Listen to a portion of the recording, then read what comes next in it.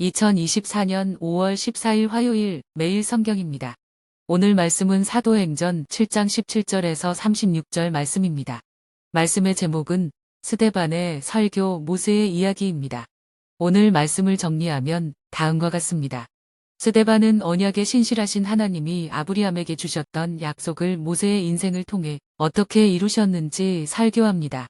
스데반은 모세 이야기를 통해 모세를 거부한 이스라엘 조상들처럼 하나님이 보내신 구원자 예수님을 배척한 유대인의 죄를 우회적으로 지적합니다.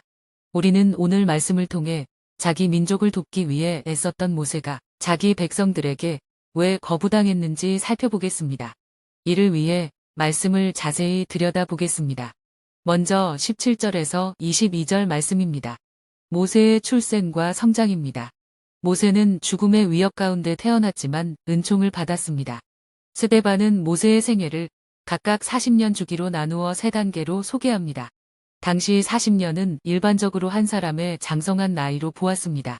첫째 주기는 모세의 출생과 어린 시절입니다. 모세는 하나님이 정하신 때에 태어납니다. 모세가 태어났지만 그때는 이스라엘 백성이 애굽에서 모진 핍박을 받을 때였습니다. 모세는 강물에 버려졌지만 공주의 양자가 되었고 하나님은 당대 최고 애굽의 모든 지혜를 배우게 하셨습니다. 모세가 장성한 40년 후 말과 하는 모든 일들에 능한 사람이 되었습니다. 다음은 23절에서 29절 말씀입니다. 모세의 광야 생활입니다. 모세는 40년 동안 광야에서 2 아들을 낳고 나그네 삶을 삽니다. 둘째 주기가 시작됩니다. 모세의 나이 40세가 되어 애굽 왕국의 영광을 뒤로한 채 자기 동족의 고통에 참여하기로 결정합니다. 모세는 자기 동족 이스라엘이 억울하게 압제당한 형제를 도와주는 것을 보면 공감하리라고 생각했습니다.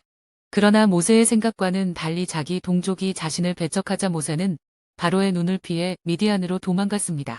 그는 미디안 땅에서 아들 2을 낳고 나그네처럼 살았습니다. 스데반은 모세 이야기를 통해 끊임없이 예수님을 떠올리게 하고 있습니다. 이스라엘 백성이 모세를 애굽 종살이로부터 구해줄 구원자로 알아보지 못한 것처럼 지금 유대인들도 이 땅에 오신 예수님을 구원자로 알아보지 못했습니다. 이처럼 스데반의 의도는 예수님이 모세와 같은 구원자이자 선지자임을 일깨우려 한 것입니다. 마지막으로 30절에서 36절 말씀입니다. 모세의 부르심입니다. 하나님은 미디안에서 40년 나그네 생활하던 모세를 찾아가셨습니다. 세 번째 모세의 주기가 시작됩니다.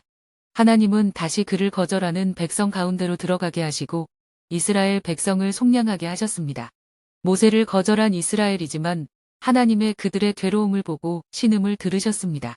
그리고 다시 그들에게 은혜를 베푸신 것입니다. 출애굽 광야의 40년은 이스라엘 역사는 이스라엘의 백성의 반역과 하나님의 신실하심의 역사입니다. 이처럼 우리의 구원도 처음부터 끝까지 하나님의 신실하심의 결과입니다.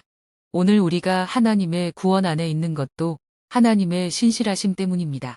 기도드립니다. 하나님 아버지, 오늘 말씀을 주셔서 감사드립니다.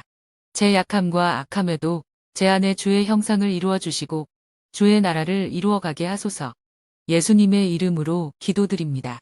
아멘.